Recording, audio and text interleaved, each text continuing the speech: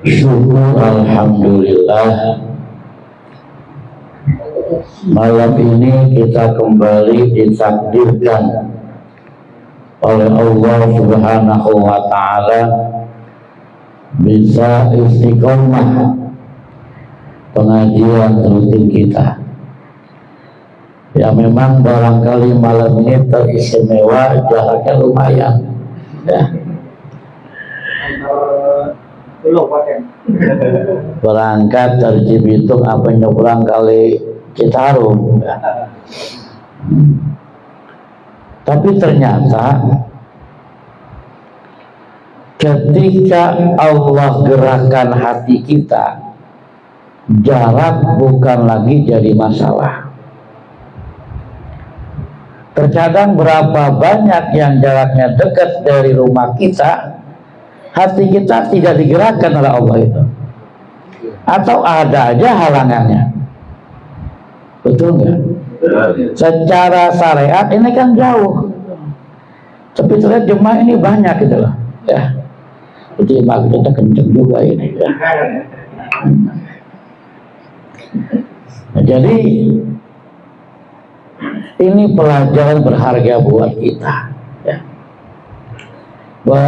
Bersyukur kita ditakdirkan oleh Allah bisa berada dalam majlis ilmu.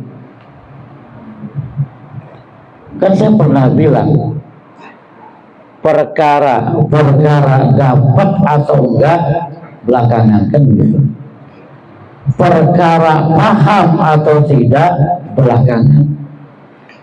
Tapi dengan ditakdirkannya kita duduk di majlis ilmu, ini merupakan sesuatu yang sangat luar biasa. Betul?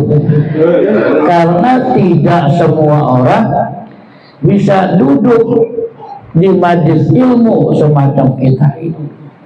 Padahal waktu ada, kesempatan ada, kesehatan ada. Maka lagi-lagi ini anugerah Allah yang besar yang Allah berikan kepada kita. Lalu yang kedua, pelajaran berharga buat kita, ngaji kita malam ini sangat luar biasa, pahalanya saya yakin lebih gede. Amin. Bukan aminnya udah yakin sudah. Amin. Udah mana dari buat amin mana ini? Lah nggak bahaya tak? Mas Anies.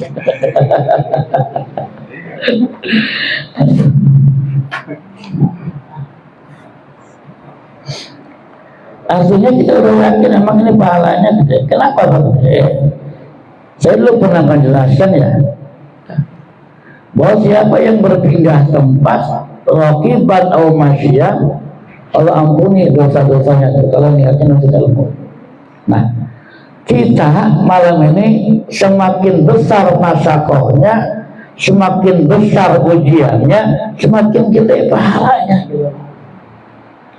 Ngaji pahalanya gede ya. Tapi kalau cuma di samping rumah jalan 2-3 langkah, ya udah gede doang gitu. Tapi kalau ini kan jaraknya lumayan jauh ya, tambah tenaga ya, yang barangnya bensinnya 1,5 liter dari 1 liter kan begitu, betul nggak? Tapi semakin gede masakohnya, semakin gede kendalanya, semakin gede juga pahala dan ganjarannya.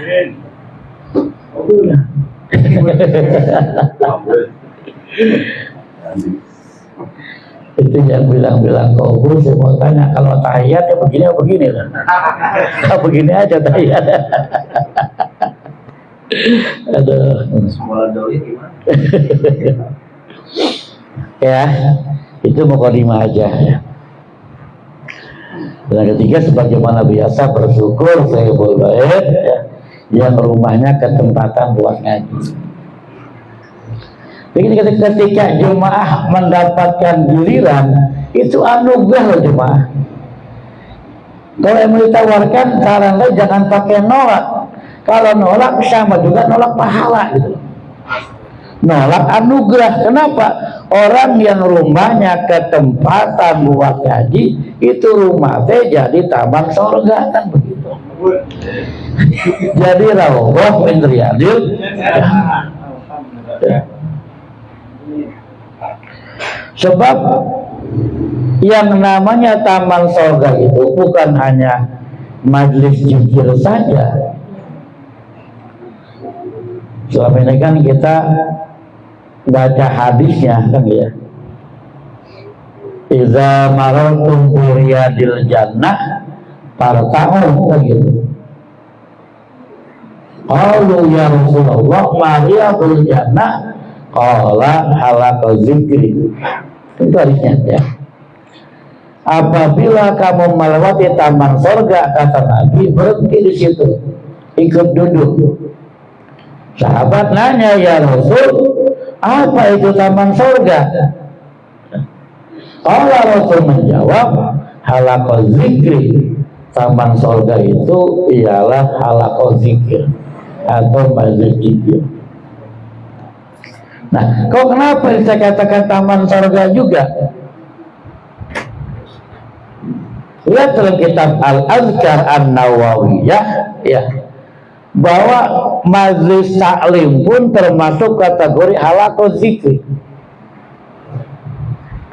Satu tempat berkumpulnya manusia, di situ dia membicarakan masalah agama, dia membahas menjelaskan masalah Al-Quran, dia menjelaskan masalah Al-Hadis, menjelaskan masalah qaul ulama, menjelaskan tentang ajaran-ajaran agama, hak batil, halal haram. Maka itu pun merupakan halaqu zikri, merupakan majelis zikir. Di tempat ini walaupun kita judulnya pengajian bulanan ya, kita ngaji, maka ini termasuk kategori halaqu zikri gitu, termasuk majelis zikir. Dan saya pernah jelasin bahwa Allah mempunyai sekelompok malaikat ya, sayyaratin minal malaikati yatlubuna halaqu zikri, sekelompok malaikat yang mencari-cari majelis zikir. Kalau udah ketemu, maka hafu bihim, malaikat itu kumpul ngeliung bersama-sama mereka yang ada di majelis zikir. Makanya kalau saya yakin nih malam ini di sini banyak malaikat. Percaya nggak? Harus percaya dengan keyakinan. Emang mata kita nggak melihat, tapi ya, keyakinan kita, keimanan kita, di mana di situ ada majelis zikir, maka itu malaikat Allah berdatangan mengelumuni majelis zikir. Nah, halaqu zikri termasuk diantaranya majelis taklim semacam ini. Apalagi tadi kita pun ditambah dengan zikir yang berbentuk ratib al-asas. Jadi istimewanya kalau ada perjuangan jangan pakai nama, malah beruntung. Rumahnya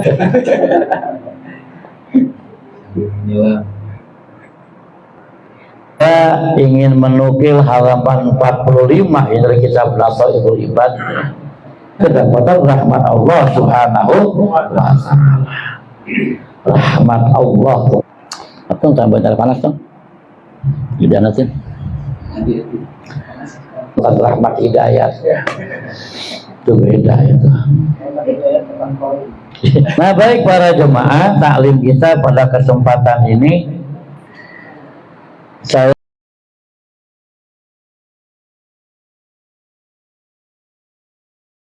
di bab rubai, bab yang keempat ini. Gak tahu dia pernah saya sampaikan apa enggak, saya lupa ya. Tapi saya lagi pengen nyampaikan ini. Seandainya pernah dulu saya nyampaikan, ya gak apa-apa ya. Tapi seingat saya makanya udah lama saya gak pernah nyampein ini gitu. Seingat saya ya. Ada sebuah riwayat an Rasulillah sallallahu alaihi wasallam annahu qala,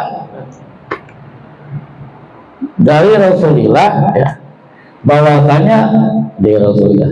Ada riwayat bahwasanya Rasulullah Shallallahu Alaihi Wasallam telah bersabda kepada siapa? Li Abi Zaril Al-Ghifari, li Abi Zarin Al-Ghifari, kepada Abu Zar Al-Ghifari. Wa ismuhu Jundub bin Junadah. Kita barangkali sering dengar nama Abu Zar, ya. Abu Zar Al-Ghifari. Itu nama aslinya Jundub bin Junadah. Tapi lebih dikenal dalam sejarah salah seorang sahabat beliau Rasul yang bernama Abu Zar Al-Ghifari.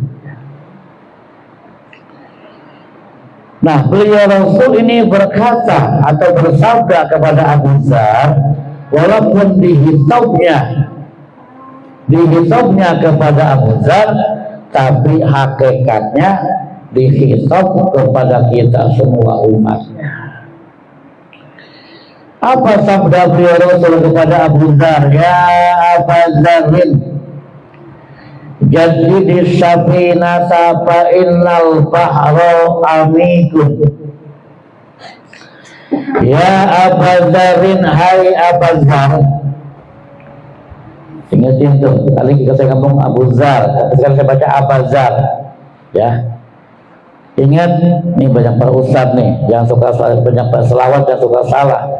Kalau ada kalimat iya, gitu, ya itu kan namanya harfun nida, kalimat untuk memanggil, ya. Artinya apa? Hai atau wahai. Ya. Nah, kalau yang dihadapinya kalimat mudhaf-mudhafun ilaih seperti Abu Zarin, Rasulullah, ya, itu kalimat yang bertumpuk tuh, ya, mudhaf-mudhafun ilaih namanya, maka mesti dibaca nasab, namanya Abu Zarin. Tapi kalau ada ya Aba Zarin, nggak boleh dibaca ya Abu Zarin, nggak boleh, secara nahwu salah.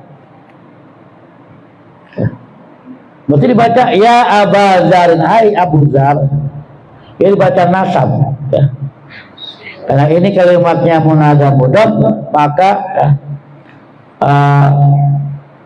dia mesti dibaca nasab kalau ada apa? Ada harfun nida. Dan kalimatnya termasuk kalimat asmaul khamsah, isim 5. Baik, saya ajak ngaji alas sedikit nih, punya ustaz di sini, ya. Isim 5, kalau dia nasab, tanda nasabnya alif, ya. Aba Zarin. Saya baca sering dengar tuh orang-orang kalau baca selawat tuh, dia baca ya Rasulullah, salah dia baca ya Rasulullah, ya. Ya Nurul Aini, salah baca ya Nurul Aini. Yang benar apa? Ya Nurul Aini, ya Rasulullah. Jangan dibaca ya Habibullah, salah. Ya Habibullah. Maaf Ustaz, saya baca tim-tim Narawih Hazal itu kadang-kadang itu kalau Maliki yang dia baca ya Rasulullah, ya Habibullah, ya Nurul Aini, ya. Ya saya nggak bicara sampai ya, saya bicara apa nih, gramatika nahunya gitu loh, ya. Mesti dibaca ya Habibullah, dibaca ya Rasulullah, ya Nurul Aini gitu loh. Sebab di situ ada apa? Ada harfun nida, ada ya. Dan munada itu yang dipanggil, yang diseru, itu kalimatnya mudhaf-mudhafun ilaih gitu loh. Maka dia mesti dibaca nasab. Ya, kalau kita baca ya Rasulullah, salah. Ya Qurratu Aini, salah. Ya Qurrata. Paham ya? Nah, itu cara bacanya. Sengaja mumpung ingat ini, kadang-kadang saya suka asiran, ya. Ada tim hadroh, kadang tim qasidah gitu, tulis baca ya Rasulullah, ya. Nah, kita mah jangan sampai baca begitu nih, ya. Berarti ketahuan banget dangkalnya, cuma dengar-dengar doang ikut-ikutan, tentang suaranya bagus, jadi lihat susunan apa gramatikal nahunya gitu ya. Nah, walaupun suaranya bagus banget, setelah nahu tetap salah. Baca ya, ini juga ya Abazar ini kalimatnya. Wahai Abu Zar, tanda nasabnya alif. Ya.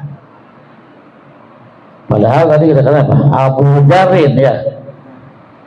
Kalau di atas pada li Abi Zarin tuh. Kadang dibaca Abu Zarin, kadang dibaca Aba Zarin, kadang dibaca Abi Zarin. Di atas qala Nabi bersabda li Abi Zarin tuh. Dibaca li Abi bukan li Aba. Ya. Li Abi Zarin. Kenapa dibaca li Abi Zarin? Enggak li Aba Zarin atau li Abu Zarin, karena di situ ada li itu. Huruf jer, huruf khofat. Ya. Maka isim 5 ini dia khofatnya dengan huruf ya. Li Abi, ya. Abi Zarin gitu. So, tadi ya Aba Zarin karena ada huruf ya, dia nasab, nah gitu. Kalau nggak ada tanda-tanda nasab atau apanya, maka dibaca Abu Zarin, nah gitu. Ya. Artinya sama, Abu Zar juga ya. Adalah Jundub bin Junazah saja sepintas ya. Jangan sampai nanti para ustaz di kampungnya, di perumahannya baca selawatan salah ya. Turunan nahunya, harokatnya. Terkadang ada orang yang usil masalahnya Ustaz. Ya. Dah baca masih begitu baju usil laku sakit. Ngomong kita kadang enggak di belakang suka ngomong komentar tuh. Biasa netizen gitu. Ya. Kan netizen begitu. Makanya maha benar netizen dengan segala komentarnya gitu. Yang paling besar komentar ya. Dia mesti baca nggak bisa kadang-kadang gitu. Ngomentarin pinter gitu. Oke ya, lanjut ya. Nah, sabda beliau Rasul kepada Abu Dzar, ya Aba Zarin, hai Abu Dzar, jadidi safinata fa innal bahra amidun. Hai Abu Dzar, jadidi safinata, perbaharuilah kapal, fa innal bahra amikun, maka sesungguhnya lautan itu sangat dalam. Perbaikilah kapal karena lautan sangat dalam. Ini bahasa balagohnya tinggi ini ya, bahasa sastranya tinggi.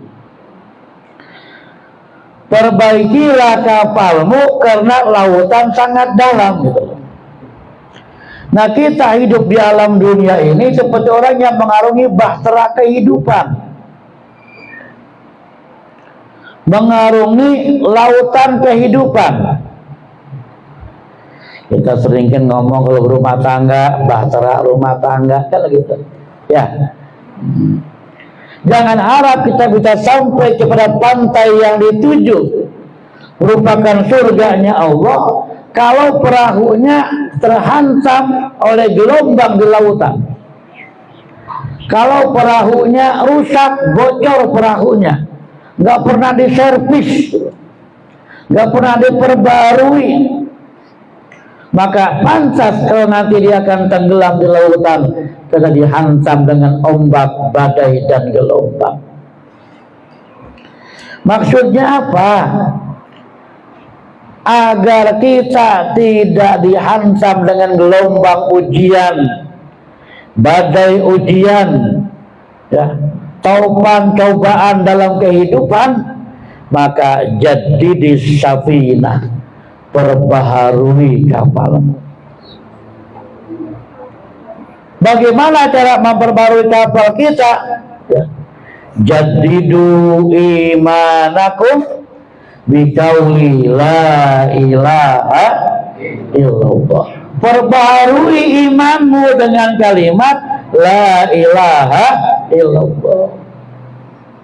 Nah, istiqomahnya kita di Al-Hidayah ini dalam rangka jadi disabina, dalam rangka memperbaharui iman kita gitu loh, dalam rangka ngetes iman kita, keyakinan kita kepada Allah Subhanahu wa ta'ala.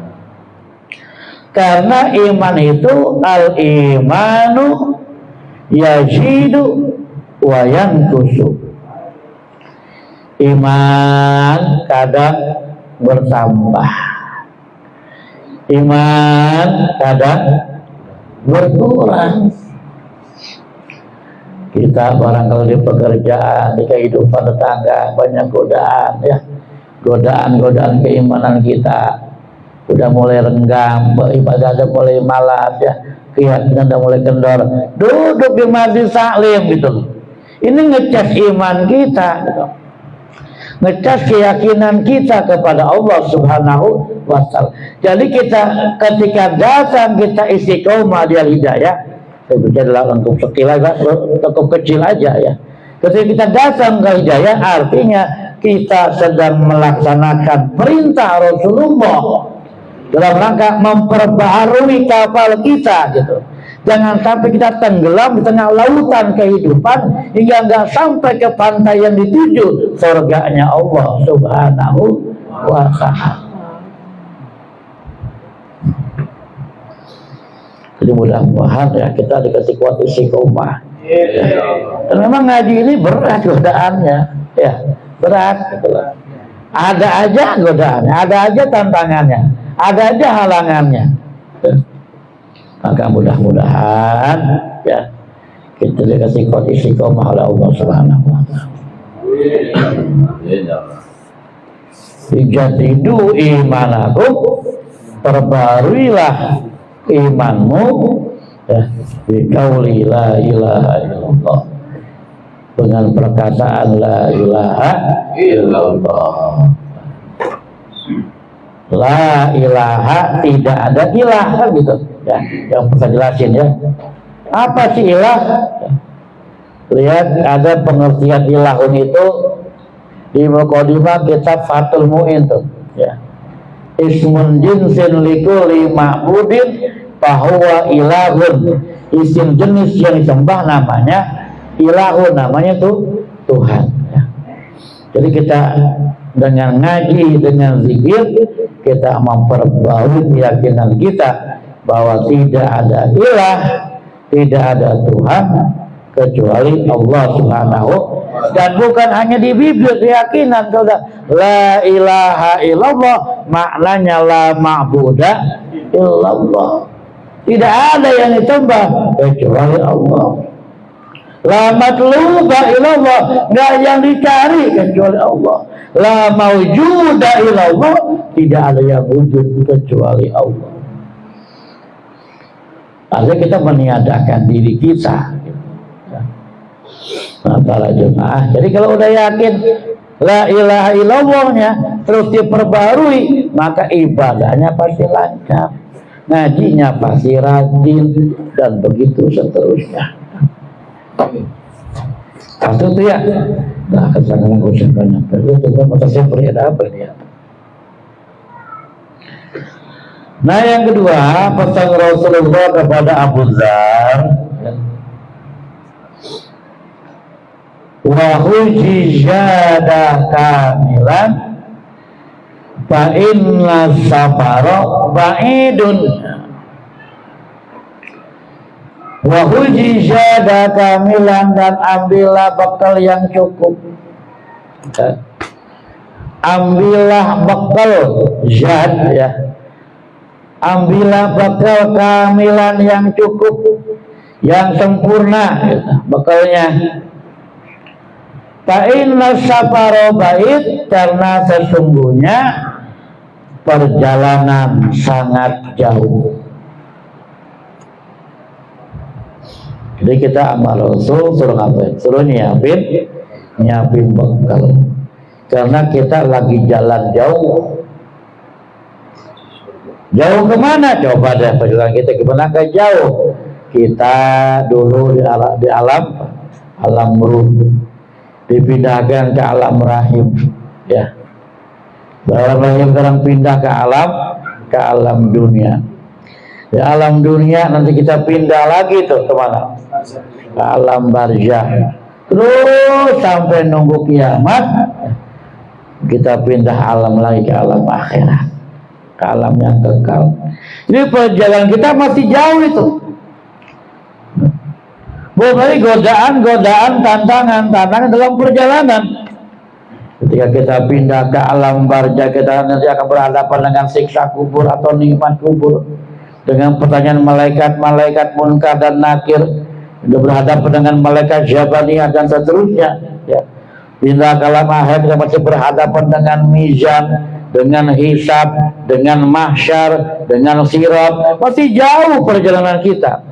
Makanya kata Nabi, hujizada kamilan, ambil bakal yang sempurna, bakal yang cukup. Apa bekalnya? Fatajawwadu fa inna khairal zadi taqwa. Kata Allah, berbekalah kamu, dan sebaik-baiknya bekal ialah takwa. Nah, datangnya kita kan lagi ngumpulin bekal juga ini, ya. Dengan datangnya Istiqomah satu tadi kita memperbarui iman kita, ya. Sekarang juga kita memperbarui, menambah bekal kita dengan menambah ketakwaan kepada Allah. Dengan ngaji kan bertambah takwa kita kepada Allah. Lebaran ngumpulin bekal gitu loh. Ini kan bagian-bagian bentuk ketakwaan kepada Allah. Duduk di majlis taklim, dengar pengajian, duduk di majlis zikir. Ini bagian daripada ngumpulin bekal. Bekalnya apa ya? Takwa. Siapa orang yang bertakwa? Di antaranya alladzina yu'minuna bil ghaib. Orang yang beriman kepada yang gaib. Siapa yang gaib? Lihat dalam tafsir Jalalain, ya. Di antara maknanya yang betul gaib ialah al-ba'ats, kebangkitan, al-jannah, surga, an-nar, neraka. Itu gaib tuh. Sehebat-hebatnya ilmu manusia, sesakti-saktinya manusia, dia tidak bisa memprediksi, mendeteksi surga dan neraka. Kan begitu. Sesakti-saktinya manusia, dia nggak akan pernah bisa tembus ke alam barzah. Ya, nggak bisa. Sesakti-saktinya manusia, dia nggak akan bisa tembus ke alam kubur. Nggak bisa. Gimana kalau alam jin? Gaib bukan? Bukan. Kita bilang alam jin itu gaib, kita bilang jin itu gaib cuma secara bahasa. Kenapa kita bilang jin gaib, mabdi gaib, putri anak gaib, umpamanya gitu? Karena nggak kelihatan sama mata kita. Secara bahasa kan gaib namanya. Ingat lagi madrasah? Ya. Fulan hadir, ya absen sama guru ya. Madrasah hadir bahasanya. Fulana hadirah. Satu Ramadan, goib. Gak ada bolos ya kali gitu kan. Karena gak masuk gitu kan ya. Paham? Gak masuk, dibilangnya apa? Dibilangnya goib, gak ada. Gak sekolah, gak ada di kelas. Nah, secara bahasa betul goib, betul loh. Karena orangnya gak ada di situ. Kan lagi madrasah begitu kita ya absennya. Nah, kalau alam jin, kan saya pernah bilang, orang yang mampu mengolah rasanya, ya, mampu mengolah batinnya, dia bisa tembus ke alam jin. Betul kan? Orang yang mampu mengolah indera keenamnya, atau ada yang memang bawaan dari lahir, masih kecil aja. Banyak anak-anak itu yang bisa ngelihat hal yang kita nggak lihat. Kan begitu. Ya. Apa indigo kalau bahasa sekarang mah ya? Apa IndiHome? Jadi ganti kamu indigo, IndiHome berberenang dah. Ya kan begitu ya. Jadi itu pasti bisa ditembus oleh manusia. Kalau bisa ditembus oleh manusia, berarti dia bukan gaib gitu loh. Bukan gaib yang dikategorikan beriman kepada yang gaib gitu loh. Nggak masuk kategori tuh kalau jin itu. Bahkan kalau santri, makanya dulu waktu umroh barangkali kan pernah nggak kita datang ke masjid jin, ya, habis dari apa itu Ma'la apa sih itu? Dia Ma'la ya, jalan tuh ya ke masjid jin. Kenapa dikatakan masjid jin gitu loh? Karena dulu tuh di situ ada sekelompok bangsa jin yang datang kepada Rasulullah menyatakan keimanannya kepada Rasulullah. Makanya disebut masjid jin itu sekarang kan. Artinya bangsa jin dan kita manusia sama-sama disuruh ibadah kepada Allah. Ada yang beriman jin, sama kayak kita manusia ada yang beriman. Manusia ada yang kafir, jin ada yang kafir. Manusia ada yang baik, jin ada yang baik. Manusia ada yang jahat, jin ada yang jahat. Manusia ada yang jahil, jin ada yang jahil. Sama gitu loh. Manusia ada yang gagu, jin ada yang gagu. Dulu saya kecil, saya ingat dulu. Ada orang kesurupan jin gagu, au gitu loh. Susah ngajak ngomongnya gitu loh. Artinya saya cuma mau bilang bahwa itu bukan kategori gaib yang ada di Al-Quran itu tadi. Paham ya? Makanya kan kalau santri kiai dulu tuh, kalau kiai dulu itu banyak santrinya bangsa jin, bukan hanya manusia. Itu divisualkan dalam sinetron apa ya, Sembara itu, Pak Lampir. Ngalamin nggak? Kayaknya masih kecil kali ya. Hah? Ya Girandong tuh. Itu kan sekitar tahun berapa itu ya? 2000-an kali ya, awal ya. Nah, itu divisualkan itu. Itu ada kakek jabat, banyak santrinya di bangsa jin gitu loh. Sembara bertarung dengan bangsa jin, dikalahkan, disuruh nyantri sama guru dan kakek jabat. Bukan itu mas sinetron. Iya, saya bilang, saya bukan bicara sinetronnya, saya bicara itu visual bahwa kiai dulu memang seperti itu gitu loh. Bukan hal yang aneh gitu loh. Ya. Nah, memang di zaman Rasul itu banyak jin yang datang pada beliau Rasul untuk menyatakan keimanannya dan seterusnya. Ya. Nah, jadi itu banyak ciri-ciri yang bertakwa ya di antara awal Baqarah ya. Nanti ada lagi banyak kesempatan lain. Nah, kita kalau kita ngapa itu ini nggak tuntas ini ya. Kita kembali ya. Jadi pesan yang kedua Rasulullah kepada Abu Dzar Al-Ghifari ya, ialah hujjada kamilan fa inna safara ba'id. Ambillah bekal yang sempurna, bekal yang cukup karena perjalanan sangat jauh. Nah, pesan Rasul yang ketiga kepada Abu Dzar ya, wa habbil himla fa innal aqabata kaudun. Wa habbil himla, dan ringankanlah beban, ringankanlah bawaanmu gitu loh. Fa innal aqabata kaudun, maka sesungguhnya atau karena tanjakan itu sangat terjal gitu loh. Maka kata Rasul, ringankan bebanmu, ringankan bawaanmu, Karena tanjakan itu sangat terjal. Artinya begini gitu. Kita ini ada yang pernah ngalamin naik gunung ya? Ya, coba naik gunung. Nah, kita ringankan beban kita, bawaan kita jangan terlalu banyak. Bab akan capek, akan lelah kita. Jalan akan mendaki itu.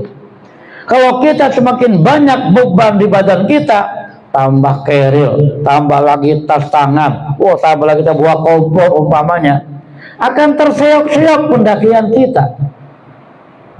Berbeda dengan mereka yang memang tidak ada beban di tubuhnya gitu loh, maka jalannya akan ringan. Nah, maknanya apa? Ringankan beban-beban kehidupan kita, nanti akan banyak pertanyaannya gitu loh. Ini kita enggak udah punya jabatan satu, tambah jabatan berikutnya, ya. Tambah lagi jabatan berikutnya, berbagai macam jabatan dia pegang itu. Jangan dikira enak, ingat. Fa innal aqabata ka'ud, itu tebingnya sangat curam itu.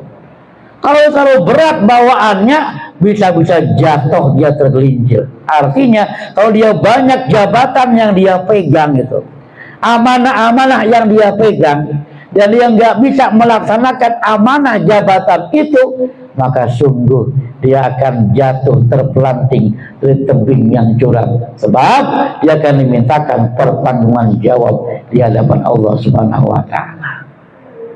Kan begitu mananya. Ya. Duit, siapa jangan pengen duitnya banyak ya. Semakin banyak harta, semakin banyak pertanyaannya. Betul kan? Semakin banyak yang kita miliki, semakin banyak pertanyaan-pertanyaan yang ada pada diri kita. Harta kita dari mana didapetin, kemana ditalurkannya. Itu mana ringankan beban. Nah, saya ingin menafsirkan lebih dalam, ringankan, lepaskan beban pikiranmu yang kira-kira membuat dirimu suntuk, beban masalah, beban rumah tangga, beban pekerjaan. Maka lepaskan beban-beban itu, ya. Agar apa? Agar kita semakin kuat. Maka pasrahkan beban-beban itu kepada maunya Allah Subhanahu wa Ta'ala. Ini agak dalam dikit nih pembahasan. Kita gimana akan tumbuh tunas-tunas baru gitu. Gimana kita akan mau tumbuh dengan perjalanan yang lebih bagus, generasi yang lebih bagus. Kalau beban kita udah numpuk nih, numpuk di otak, beban rumah tangga, beban pekerjaan, berbagai macam masalah numpuk udah. Lepaskan semua itu ya, agar hati kita tenang. Maka jangan pernah, seperti saya bilang di awal beberapa waktu yang lalu, jangan pernah kau andalkan dirimu untuk melepaskan beban-bebanmu. Jangan kau andalkan kekuatanmu untuk menyelesaikan semua masalahmu, tapi andalkanlah kekuatan Allah Subhanahu wa Ta'ala. Kalau kau andalkan kekuatanmu untuk melepaskan beban-beban kehidupan, kau andalkan kekuatanmu untuk melepaskan beban-beban permasalahan, kau nggak libatkan kekuatan Allah, remuk badan kita, nggak akan pernah kita sanggup. Wa haffifil himla fa innal aqobata kaudun, ya. Maka ringankanlah bebanmu, ya, karena tanjakan itu sangat curang.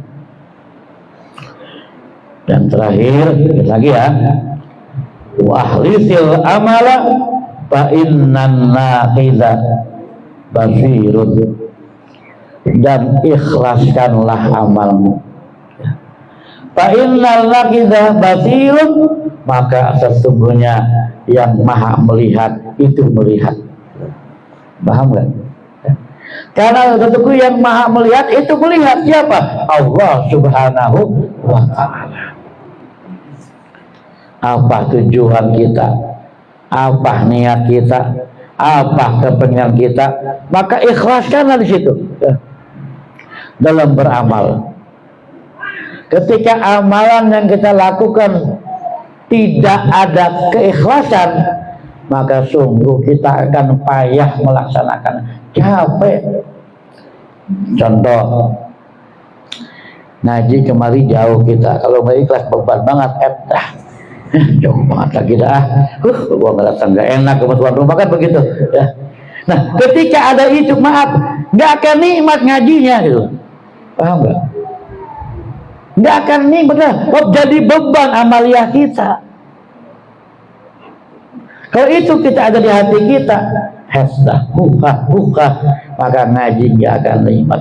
Tapi ketika kita ikhlas di dalamnya, maaf ya, ada kebahagiaan jauh. Justru kalau menjadi romantika ngaji kita, kan begitu. Selama utuh-utuh kan BCL begitu, ya. Agak keluar dikit, soalnya kan ada apa nama gitu ya? Suasana baru, dah, bukan begitu? Ya kayak begitu. Nah, jadi ini ketika kita menikmati itu akan menjadi indah ngaji kita. Duduk kita akan jadi nyaman gitu loh. Ya. Dan Allah tahu, nggak kita ucapin, Allah tahu gitu loh. Nah, maka mudah-mudahan engkau dan aku diikhlaskan oleh Allah Subhanahu wa taala. Amin ya rabbal alamin.